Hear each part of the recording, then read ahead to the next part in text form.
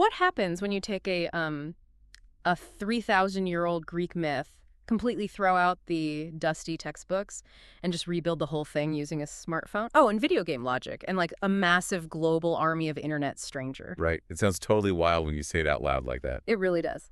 But welcome to No More Freezing. Today is our weekly recommendation, and we are diving into a massive viral internet phenomenon. It's called Epic the Musical. Yes, and I am so excited for this one. Me too. Our mission for this deep dive is to explore how a completely modern digital project managed to, breathe a totally new life into one of the oldest stories in human history. And we have a really great stack of sources to help us do that today. We are pulling from reviews in Brig newspaper, some really intense fan theory compilations from the Shapes community forums, official fandom wikis, and even transcripts from the creator's own behind-the-scenes YouTube videos. Yeah, the YouTube videos are fascinating. But before we get into all that, for anyone listening who maybe hasn't stumbled across this specific corner of the internet yet, we should probably, set the stage. Definitely. So, Epic the Musical is an adaptation of Homer's ancient Greek epic poem, the Odyssey. It was created by a writer and composer named Jorge Rivera Herons. Though he mostly goes by Jay online, right? Exactly, yeah, Jay. Right. And what's crazy is he didn't take the traditional route at all. There was no Broadway debut, Yeah. no velvet seats, no physical theater. He released the entire thing online as a series of concept albums. Okay, I want to pause on that term for you, the listener, just in case. Because a concept album is such a cool format, especially for B1 and B2 English learners. It really is. Basically, imagine a regular musical, but you take away the stage, the costumes, the lighting, the whole story. Every piece of character development and plot is told completely through the songs on an album. Right, you don't need to see anything. Yeah, you just put on your headphones, close your eyes, and your brain basically does the heavy lifting. The music just projects the movie directly into your mind. And the scale of what you are projecting into your mind with Epic is just massive. I mean, the full project consists of 40 songs. Wow, 40? 40 songs, and they are divided into 2 acts, and those acts are broken down into 9 sagas, which function kind of like chapters in a book. Okay, that is huge. It is. The total runtime clocks in at over 2 hours and 15 minutes.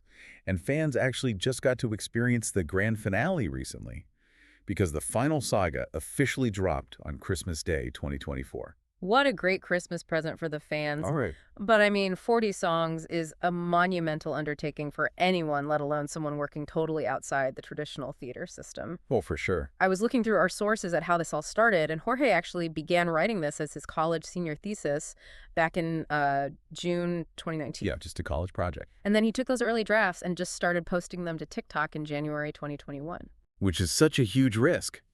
Taking a college thesis to a short-form video app sounds like a recipe for just, getting completely ignored by the algorithm. Totally. But he approached it in this totally unique way. He wasn't just posting polished, finished songs and asking people to go buy them. He actually built the musical in real time, right in front of an audience, and he invited them to participate. Wait, how do you mean? Well, he would post videos showing his creative process, breaking down how he wrote specific melodies, and then he started holding open casting calls directly on TikTok. Okay, I have to push back on that idea for a second, because holding an open casting call on a social media app sounds like an absolute logistical nightmare. Oh, absolutely. I mean, you are opening the floodgates to thousands of submissions. How do you possibly filter through all that noise to find voices that can actually carry a multi-hour musical? Well, that's the genius part. You let the algorithm and the community do the filtering for you. Oh, I see. Yeah, he would release instrumental tracks for specific characters and invite anyone, literally anywhere in the world, to sing their own vocal interpretation over it. That is so smart. Right. And they would submit their audition just by tagging him in their video. So the best performances naturally went viral. You had these completely unknown singers, like people singing in their bedrooms or sitting in their parked cars, suddenly getting cast as major Greek guys and heroes. Crowdsourcing a musical on TikTok, it's almost like open source software development or something. That's a great comparison. Like Jorge wrote the bass code, the instrumental track, and the lyrics, and then thousands of users just tested it, played with it, and submitted their own vocal patches until they found the perfect fit for the character. It's just fascinating. And that collaborative environment created this fiercely loyal community. Because the fans actually helped build it, They were incredibly Oh, invested. can imagine. The project grew to 410,000 followers on TikTok, and they had a Discord server with 15,000 highly active members. These fans were making elaborate animations for the songs, drawing fan art, and deeply analyzing the lyrics way before the album was even finished. You know, it makes me think about the history of Homer's original poem. The Odyssey wasn't originally a book. Right, it was spoken. Exactly. It was an oral tradition. Bards traveled around singing it, adapting it, and changing it for the people listening around a fire. By taking this to TikTok, Jorge didn't just invent a new way to tell the story. He actually returned it to its 3,000-year-old roots. Oh, wow, yeah. TikTok is basically the modern campfire. It really is. The internet is our modern oral tradition, and building that huge consumer base is exactly what caught the attention of the traditional entertainment industry. Yeah, the industry definitely noticed. Because of this massive grassroots success, Atlantic Records stepped in, and they are releasing a premium 9 LP megabox vinyl set of the entire musical, which ships in March 2026. Which is huge. The jump from a digital-only concept album to a massive physical box set from a major label is rare enough. But the momentum didn't even stop there. Wait, there's more. Oh, yeah. In April 2026, it was announced that an animated movie adaptation is officially in the works. And it's being produced by Jerry Bruckheimer. Jerry Bruckheimer. Are you? Are you serious? I am. The producer behind Pirates of the Caribbean and Top Gun. Taking a college thesis from a bedroom on TikTok to a Hollywood studio is like the ultimate modern success story. It really is. But that level of mainstream investment means the story itself has to be incredibly compelling. I mean, it can't just be a dusty word-for-word translation of the ancient text. Oh, definitely not. Right. Jorge took some very deliberate creative liberties to make sure it wasn't a dry history lesson. Right. So for quick spoiler-free summary for the listener, the core plot follows the Greek hero Odysseus. The Trojan War has just ended, and he is trying to navigate his dwindling crew of soldiers across the ocean back to his home island of Ithaca. And it is not an easy trip. Oh, not at all. They encounter terrifying sea monsters, like Scylla, which is this horrifying creature with 6 dog heads, and they have to survive the wrath of really powerful gods like Poseidon and Zeus. And when you listen to the tracks, it doesn't feel like a traditional stage play. The pacing is super intense. Jorge has explicitly stated in his behind-the-scenes videos that he was heavily inspired by video games and anime. Oh, I can totally hear that. Yeah, he designed the musical to have this addictive sense of progression. As Odysseus travels from island to island, the challenges escalate and the enemies get scarier and more powerful. It genuinely feels like playing through a series of video game boss battles. That is so cool. But I have to say, injecting video game logic into a classic piece of literature is always going to, ruffle some feathers among the purists. Oh, absolutely. We actually saw a really funny anecdote in our sources about a high school teacher who took to YouTube to talk about the musical. This teacher absolutely loved the songs, but they had to issue a strict warning to their students. They literally said, "Do not use Epic as a study guide for your test on the Odyssey, or you will fail." I love that. And it's so true, because Jorge really did change the mechanics of the story. He turned a classic myth into this gripping psychological thriller. Can you give an example? Yeah, the best example of this is how he handles the famous encounter with the sirens. Oh, right. The sirens. These are the monsters that sing beautiful songs to lure sailors into the water to drown them. Exactly. So in Homer's original poem, Odysseus wants to hear their beautiful song just to experience it. So he puts beeswax in his crew's ears so they're deaf to the magic, and then he has them tie him tightly to the mast of the ship. So he can listen, but he can't jump in. Right. He listens, he struggles, they sail past, and everyone is safe. It's very classic hero stuff. But in Epic, it is so different.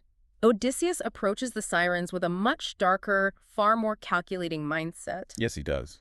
He still uses the beeswax on his crew, ensuring they can't hear the danger, but he doesn't tie himself to the mast to enjoy the concert. Instead, he blocks his own ears as well. He completely neutralizes their weapon. And then what he does next is crazy. Right. He stands at the edge of the ship and simply reads the sirens' lips. It's so brilliant. He uses their magical trap as an interrogation tactic. He reads their lips to gather intelligence on what monsters are waiting for them further down the ocean. It is incredibly cunning. And once he gets the information he needs, he doesn't just sail away and leave them be. No, it does not. He orders his men to ambush the sirens, cut off their tails, and leave them to drown in the ocean. It is a cold, brutal, tactical decision. It shows this version of Odysseus who has been hardened by war and is willing to do terrible things to survive. But what I love is that psychological darkness doesn't just live in the lyrics. It's actually baked directly into the instruments themselves. Yes.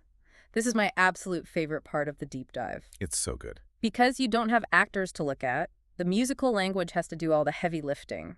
Jorge was inspired by the classic children's composition, Peter and the Wolf, where every single character is represented by a specific musical instrument. Which in composing is called a leitmotif. Right. So the listener is essentially given a musical map.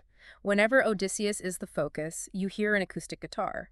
His wife, Penelope, who is waiting for him back home, is represented by a viola. And his mentor, the goddess of wisdom, Athena, is accompanied by a piano. Exactly. You can close your eyes and know exactly who is interacting just by identifying the instruments playing in the background. But he takes that concept and pushes it even further to create a stark divide between the mortal characters and the divine gods. Oh, so. Well, mortals, like Odysseus and his soldiers, are scored with traditional orchestral music. You hear guitars, string sections, and acoustic drums. It sounds very human and grounded. Oh, I see. But the moment a god steps into the story, the entire soundscape fractures. The music suddenly incorporates heavy, aggressive electronic elements. Like a totally different genre. Exactly. When Zeus makes his entrance, the traditional orchestra is overpowered by intense electronic bass drops, synthesized brass, and digital drum machines. It sounds alien, overpowering, and completely disconnected from the human world. It gives the listener an immediate sense of dread. That is so clever. And the vocal production does the exact same thing, right? Oh, yeah. When the mortal sailors sing, their backing vocals are clearly just the other soldiers standing next to them on the deck of the ship. They sound like a choir of tired men. But the gods are so powerful that they literally manifest their own backing vocal ensembles out of thin air. It's so intimidating. You hear these massive, perfect, booming choirs echoing behind them. And we can actually tie all these brilliant musical clues together by looking at one specific, terrifying scene from the Thunder Saga. Oh, the song Suffering. Suffering. So Odysseus is navigating these treacherous waters, and he suddenly hears his wife, Penelope, calling out to him from the waves. And if you are just casually listening, you might think, oh, he is having a heartwarming hallucination of his wife. Right, you think it's a sweet moment. But if you are actively listening, you are hit with massive red flags. Penelope's signature instrument, the viola, is completely missing from the track. Which is your first clue. Exactly. Instead, the voice calling to him is backed by the clicking of castanets and those deep synthetic electronic bass drops. And the listener immediately knows that electronic sounds mean danger. It means a god or a monster is present. So you realize in real time that it is not Penelope. It is a siren shifting its shape and voice to trick him. It's so chilling. And if the missing viola wasn't enough, the lyrics give it away too. The siren tries to tempt Odysseus into the water by saying he can finally join her and their daughter. Oh, that's such a good detail. Because Odysseus and Penelope don't have a daughter, they only have a son. It just totally rewards the audience for paying attention. I mean, you cannot put this album on as background noise while you vacuum the house. You have to listen like a detective. You really do. You are constantly scanning the audio for missing instruments, strange synthesized beats, or lyrical slips to figure out who's actually in control of the scene. And all of this musical puzzle solving builds toward a very dark, central philosophical theme. It's the core debate that the fan community loves to tear apart in the comments sections. The ruthlessness theme. Yes, the entire musical revolves around the concept of ruthlessness. Early in his journey, Odysseus is this highly moral, merciful leader. He has opportunities to kill his enemies, but he chooses to spare them. But that mercy backfires catastrophically. Sparing an enemy just allows them to return stronger. Right. He eventually comes face to face with the terrifying sea god, Poseidon, who delivers basically the defining thesis of the entire story.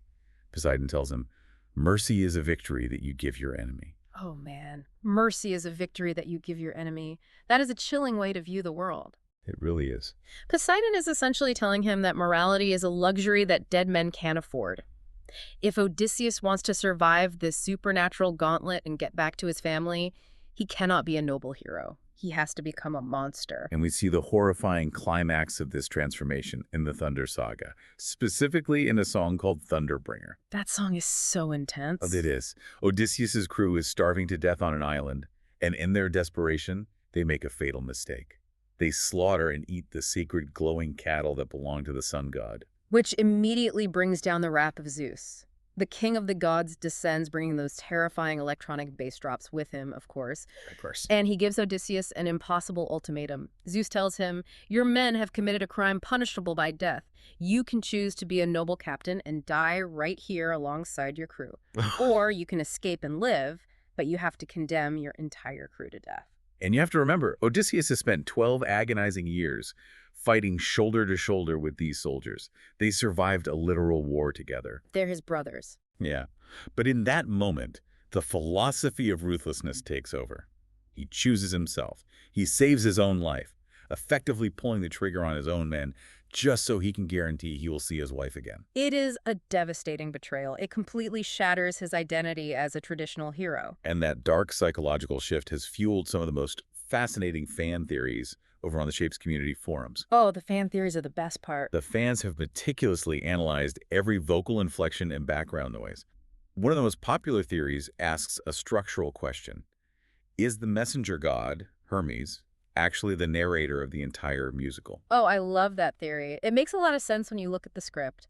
Hermes breaks the fourth wall constantly. He speaks directly to the audience, kind of winking at us, explaining the rules of the gods. Right, he acts as a guide, not just keeping Odysseus on the path, but keeping the listeners oriented in the story. Another theory that completely blew my mind surrounds these strange, incredibly high-pitched backing singers that show up during the darkest moments of the story. Oh, the Winions. Yes. The fan community affectionately named them the Winions, like the word minions, but with a W. They sound like an eerie, wailing choir, and fans notice they only seem to appear after major tragedies. So the reigning theory is that the Winions aren't just a stylistic musical choice. They're actually the vengeful, lingering souls of Odysseus's dead crew members. That is so creepy. Right. They believe this choir is led by his fallen best friend, Polites, and they are constantly hovering around Odysseus, haunting him for the terrible choices he made. The idea that the music itself is literally haunting the main character fits that psychological thriller vibe so perfectly. It really does. But my absolute favorite theory is the one that the creator actually stepped in and confirmed. Fans called it the becoming Poseidon theory. Oh, this one is brilliant. Listeners notice that as Odysseus makes these darker choices and becomes more ruthless, his actual vocal delivery begins to shift. Yeah, you can hear it. He stops singing with the smooth, traditional tone of a mortal hero, and he starts dropping into a much deeper, more aggressive kind of growling register. He literally starts mirroring the exact musical style of Poseidon. And Jorge went online and validated this theory. He confirmed that Odysseus isn't just learning from his enemy, he is physically adopting the persona of the monster he fought. It's amazing. Ugh. But it forces you, as the listener, to confront a really uncomfortable question. By the time Odysseus becomes ruthless enough to navigate this world, and, after he has sacrificed his own men to ensure his own survival, is he still the hero of the story? Or has he simply survived long enough to become the villain? Exactly. That is the brilliant tension at the heart of this project. It takes the eternal human struggle of survival versus morality and wraps it in a modern, highly addictive pop musical package. It really is something special. Epic the Musical isn't just a catchy playlist you throw on during a road trip. It is a masterclass in how to translate ancient mythology for the digital age. I mean, by utilizing TikTok to crowdsource unknown talent, applying video game progression to a 3,000-year-old plot, and hiding brilliant narrative clues inside the instruments themselves, this project created something entirely unprecedented. It serves as undeniable proof that the oldest stories in human history aren't dead. They just need to be spoken in a language that a modern audience can interact with. Well said. And we would absolutely love to hear your thoughts on this. Head down to the comments and tell us.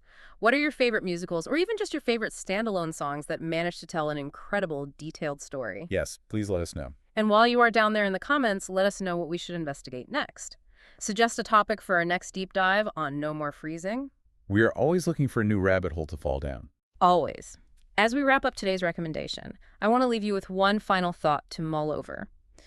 We just spent this time exploring how a single creator used a smartphone, an internet comment section, and a lot of passion to resurrect a 3,000-year-old poem and turn it into a global phenomenon. Yeah.